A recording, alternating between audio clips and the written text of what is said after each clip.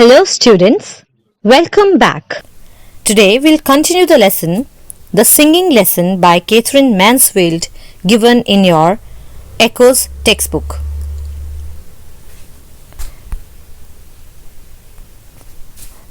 The objectives for this lesson are: by the end of this video, you will be able to understand the meanings of difficult words as used in the context, the transition in the mood of Miss Meadows, detailed analysis of characters of Miss Meadows and Basil, and the title of the story. In the previous session, you had learnt that Miss Meadows received a telegram from Basil which read, "Pay no attention to letter. Must have been mad. Bought hat stand today. Basil." Now this telegram brought a complete change of mood in Miss Meadows. Earlier, she was full of despair. Now, she is full of joy. In her joy, she blushes before the headmistress. Headmistress Miss Wyatt reminds her that she has still 15 minutes left for her class and warns her that in future she should not have telegram in school hours unless it contains very bad news like death or accident. So, let us proceed to today's lesson. Open your Echoes textbook at page number 97. Before we start reading, note down the meanings of these difficult words. Aisle. A passage between rows of seats in a building such as a church or theatre or aircraft or train. Rapped. Hit sharply. Let's read. On the wings of hope, of love and of joy, Miss Meadows sped back to the music hall, up the aisle, up the stairs, over to the piano. Now children, on receiving Basil's telegram, Miss Meadows can't control her happiness. She is full of joy. She is full of hope, love, joy, and she sped up to the music hall. She is full of so much energy, so much life. She is so vigorous right now that she runs back to the hall. She moves up the steps over to the piano. Page 32, Mary, she said, page 32. And picking up the yellow chrysanthemum, she held it to her lips to hide her smile. Now, as soon as she enters the class, she changes the lesson. It's no more the lament. She tells her to open page 32. Now children, observe, she's so happy, she's so overjoyed that she's smiling. But she doesn't want the girls to notice it. So, she picks up the chrysanthemum which was rejected by her earlier in a state of despair in order to hide her smile. Then she turned to the girls, rapped with her baton. Page 32, girls, page 32. Now she uses her baton again to sharply tap and tells the girls to open page 32. Note down the meanings of these difficult words.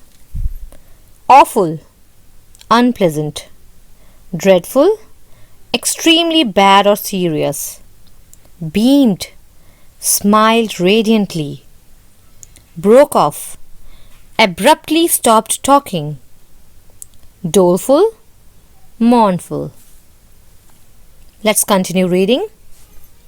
We come here today with flowers overladen, with baskets of fruit and ribbons to boot, to congratulate. Now this is the song that Miss Meadows has chosen, and it is completely in conformity with her present mood. Presently, she herself is full of joy, and the song that she chooses is also full of joy. Now, why a song of congratulations? To congratulate for what reasons? Obviously, her wedding has not been called off. She will be married to Basil and she will be congratulated. So, the song that she chooses suits her present mood. Now the girls sing the song and Miss Meadows says, "Stop, stop," cried Miss Meadows. "This is awful. This is dreadful." And she beamed at the girls. "What's the matter with you all? Think, girls, think of what you're singing. Use your imaginations." Now, children, when the girls sing the song, Miss Meadows finds the song very awful. Why so? It is for the reason that the girls are already sobbing because of the song that they were earlier singing. When she left, they were crying. And they don't know that Miss Meadows has received a telegram from her fiancé and now she's happy. So, the girls are very sad. And so, the singing of the song is also sad. So, Miss Meadows tells them to use their imaginations. With flowers overladen, baskets of fruit and ribbons to boot, and congratulate. Miss Meadows broke off. "Don't look so doleful, girls." Now Miss Meadows sang the song herself, and then she stopped and told the girls not to be mournful. Their song should be full of warmth. It should be warm, joyful, and eager. Let's continue. "Congratulate! Once more, quickly, all together. Now then." And this time Miss Meadows' voice sounded over all the other voices, full, deep, glowing with expression. Earlier, Miss Meadows was quiet because she was in despair. She had received a letter from her fiancé telling her that he cannot marry her. And now, when she knows that she will be married, she is overjoyed. She is so much happy that she is singing the song herself, and this time her voice is the loudest of all. It is full, deep, glowing with the expression of joy. Now that we have read the complete chapter, let us analyze the character of Miss Meadows. Open your Echoes textbook at page number 97. Miss Meadows. Miss Meadows was a music teacher at a girls' school who was wearing a cap and gown and was carrying a little baton on the day when the action in the story takes place. So the author does not give us a lot of details about Miss Meadows' physical appearance. She tells us that she was wearing a cap and a gown, and she tells us that she was carrying a little baton on the day when the story took place. She carries a baton which is the sign of her authority. She is going to use this baton to control her class. The first characteristic trait that we have is that she is a popular teacher. Miss Meadows appears to be a popular teacher, as is evident from the yellow chrysanthemum that Mary Beasley brought for her. Now children, she seems to be a very popular teacher. How can we say that she is popular?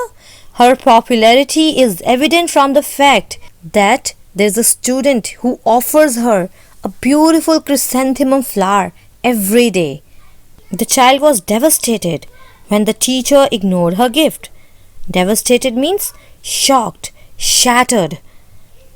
Now, when Miss Meadows is in a state of despair, she does not accept the flower offered by Mary Beasley. And what is the effect on the girl? The girl is totally shattered. Every day her teacher accepts the flower from her, and today it has been rejected. So she cries. Also, the students seemed happy to be in her class with bobbing pink faces and hands and music books outspread. There is another indication that she is popular. Why so? Because in her class, the children are happy.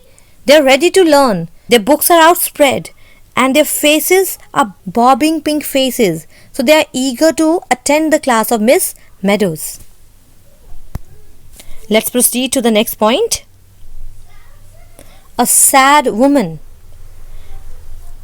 Miss Meadows was a music teacher of young lovely girls. She was filled with despair and sadness and resented her colleague, the science mistress.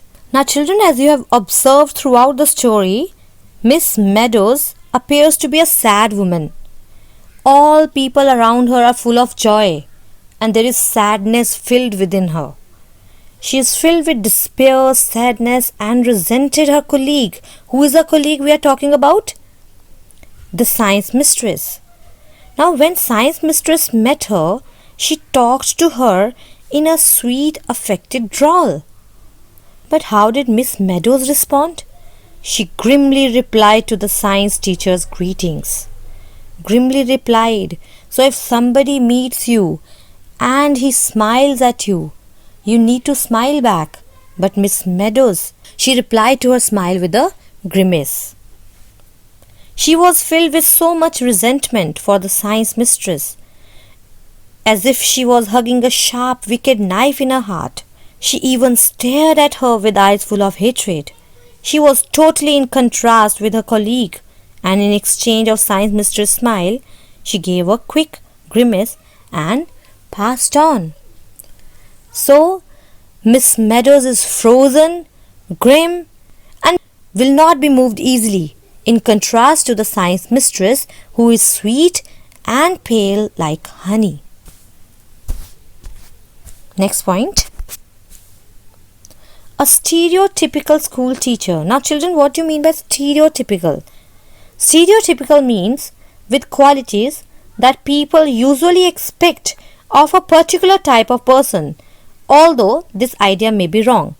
Now here we are talking about a stereotypical school teacher. That means Miss Meadows here is representing all the teachers of her time. She is said to be a stereotypical teacher because she behaves like all the teachers of her time.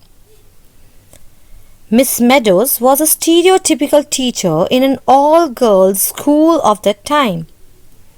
Her students were emotionally attached to her. Now, how she is a stereotypical teacher? Like the teachers of her time, her students were also emotionally attached to her. They were so much attached to her emotionally that they reflected her moods instinctively. When she felt broken-hearted, the song she chose to play was a lament. She asked them to sing it in a tragic, dreadful voice. Now, we have read in the beginning of her character that she carries a baton with her on that particular day. Now, baton, I have already told you, is a sign of authority. Teachers usually carry a baton with them, a stick in their hand, which they consider to be a sign of discipline. In the same way, Miss Meadows also carries a baton with her. The baton, a sign of her power, was used to conduct music as well as her class. So she uses this baton not only to conduct her music lesson, but also to control the girls. She seemed indifferent to the mood of the girls who had come to the school happily on a fine autumn morning. What is indifferent? It means not interested in something. The girls who had come to the school, they were happy. They were full of joy. But Miss Meadows was totally indifferent to their mood.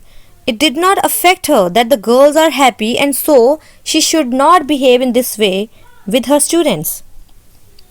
In a cold, dictating voice, she asked the girls to open page 14 to start singing a depressing song.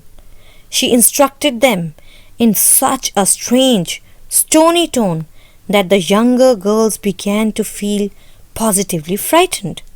So, we come to know that Miss Meadows is totally indifferent to her students. The students appear to be surprised at her behavior, which was due to her mental anguish.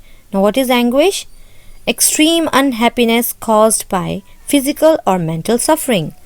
Now, normally she doesn't behave like this. On this particular day, she is suffering because of the letter that she has received from Basil. that has caused her mental pain. That is why today she is behaving in such a manner. Thus, she acts like all the other teachers who control their class, who love their class to be disciplined, who do not want any kind of movement that goes against their teacher's desire. On the other hand, when she received Basil's telegram, she became ecstatic as if she were on the wings of hope, of love, and of joy. As a reflection of her happy and excited mood, she started teaching them a gleeful song. Gleeful means happy. She instructed them to not look doleful and to make it sound warm and joyful. Doleful means mournful. So it is quite clear that normally she doesn't behave in this way. Today she is behaving like this because she is suffering mentally. As soon as she comes to know that her marriage has not been called off, she becomes normal. She is full of joy. And she instructs the girls to sing happily. Let's move on to the next point. Impressionable. Now the term impressionable is used to describe the person who easily gets influenced or swayed by situations. Now, how is Miss Meadows impressionable? Miss Meadows, the protagonist of the story, was no different. On receiving Basil's letter, she was heartbroken. So, she let Basil influence her. She allowed her inner turmoil to influence the choice of her song for her class. Now, as a teacher, if she was having some problem, she should have restricted it to herself. But she did the opposite. Whatever turmoil she was going through, she let this turmoil influence the choice of her song. Basil's opinion that their marriage would be a mistake influenced her so much that she totally ignored the yellow chrysanthemum given to her by her favorite student, Mary Beasley. However, when she received a telegram from Basil saying that his letter was a mistake, she instantly became happy, as if she were on the wings of hope, love, and joy. The song that she chose then reflected her happiness, and it was then that she finally picked up the yellow chrysanthemum. So, she is impressionable in the sense that she lets her mood affect her choice of songs.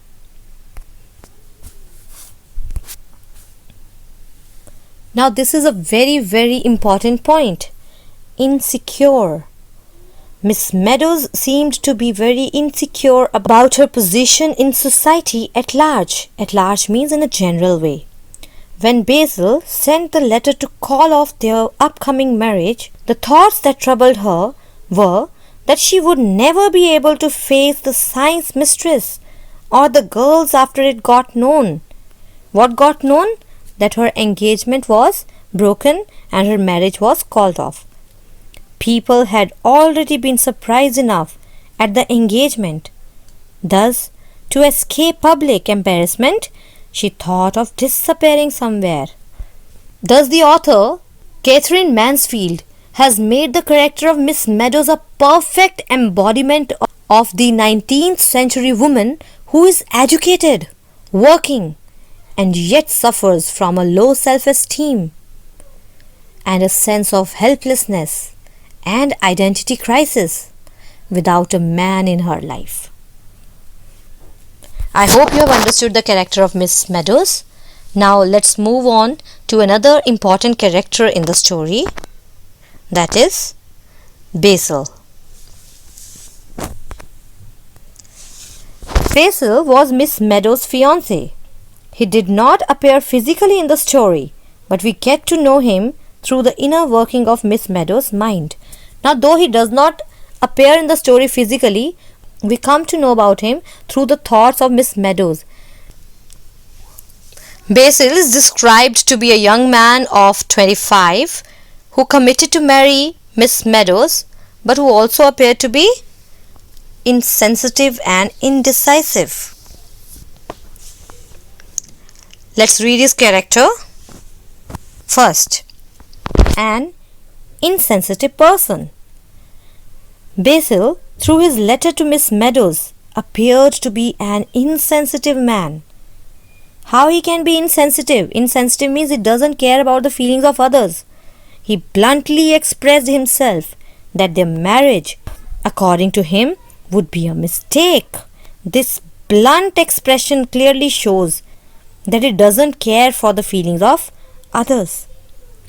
His use of word disgust with the idea of settling down indicates his indifference to people who loved him. Indifference, lack of concern or sympathy. Next point. A fickle man. Fickle means changeable, one who is not constant. As appeared from Miss Meadows' thoughts, Basil was an unstable man who did not have a particular stand. How can you say he was unstable? In the beginning we come to know that he refuses to get married. By the end he says, I must have been mad when I wrote that letter. So it shows us that he is an unstable man. It was Basil who confessed his feelings for Miss Meadows on the night they walked home from church. He seemed to be vacillating between the thoughts of getting married and calling it off. Vacillating means wavering between different emotions or actions. So he was not able to decide whether he should marry or he should not marry. Basil, whose last letter had been all about a fumed oak bookcase he had bought for both of them, wrote about calling off their marriage in the next letter. It was Basil again who sent Miss Meadows a telegram saying that the letter was a mistake and he must have been mad while writing that. Thus, Basil was truly an insensitive man. I hope that you have understood the character of Basil. Now, let us move to the title of the story. The title, The Singing Lesson, is apt and suggestive. So there are two words we have used. One is apt. Apt means it is appropriate. And the second word is suggestive. Suggestive means it gives us an idea of what is going to happen in the story. In fact, the title has two connotations. Connotation means implications. First, the activity of teaching musical sounds to the students, and the lesson that is singing itself, as if it were alive. When we read the title, The Singing Lesson, there are two things that come in our mind. One, that is the activity of teaching musical sounds to the students. The teacher is going to teach the students a song. And secondly, the singing lesson. That means the lesson itself is singing, as if the lesson is alive. Literally, the story is about music teacher Miss Meadows, who is teaching young girls how to sing. So, music is central to the story. When Miss Meadows enters the classroom, she picks up a lament for the class' first song.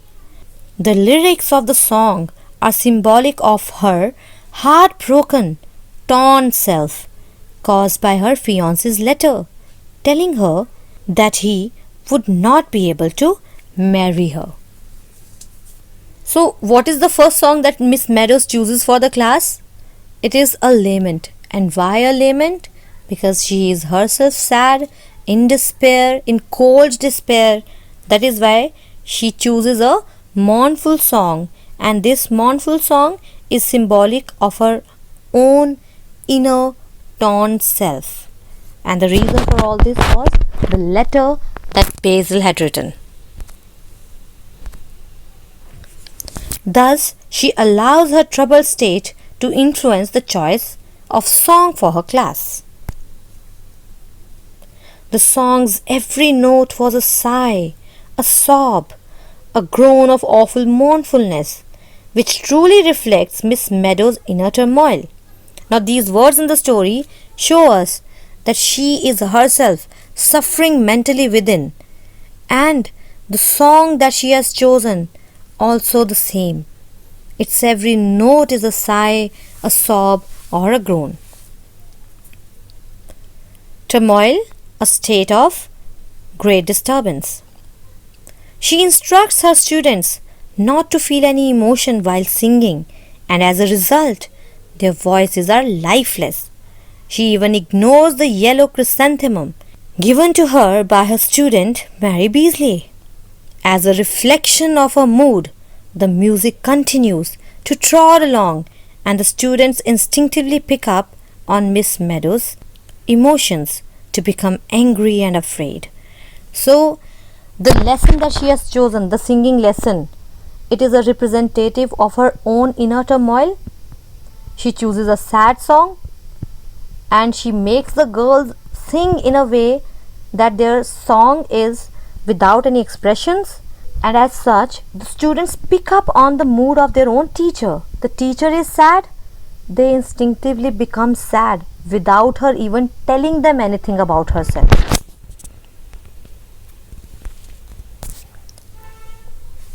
The music serves as Miss Meadows' inner emotional outlet without having to divulge her private thoughts. Outlet means opening and divulge means to make known. So Miss Meadows never reveals her feelings to her students, but this music, this song becomes an outlet for her emotions.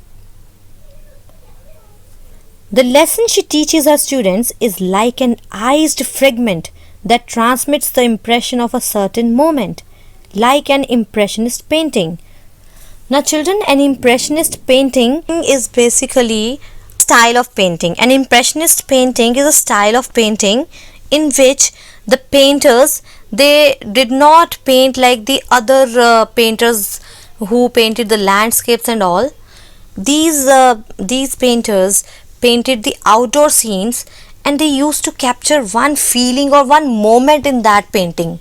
So in the same way, Miss Meadows has one fragment in her mind, one iced fragment. That iced fragment is the emotion of sorrow that is in her because of her fiance's letter, and she holds on to that very emotion like that of an impressionist painter. After Miss Meadows receives her fiance's apologetic telegram, her choice of music undergoes a change in conformity with her changed mood. As she receives a telegram from her fiance, she undergoes a total change of mood.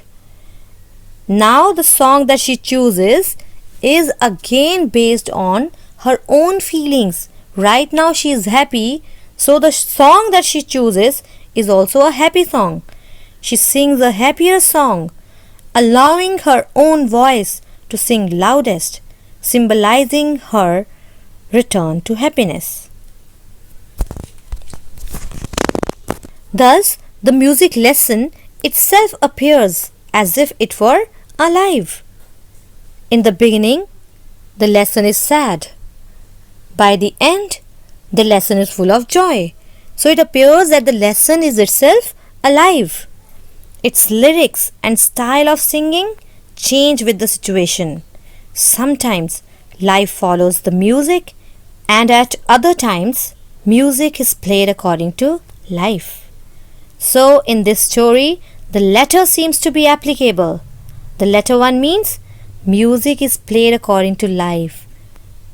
Miss Meadows is sad, music is sad. Miss Meadows is overjoyed, the music is full of joy and hope. Thus, it makes the title appropriate. So students, I hope you have understood today's lesson. For your homework, you have to solve question 1b. State the 3 characteristic traits of the protagonist of the short story, The Singing Lesson. Who is the protagonist of the story? Miss Meadows. So you have to write about 3 characteristic traits of Miss Meadows In the story, The Singing Lesson.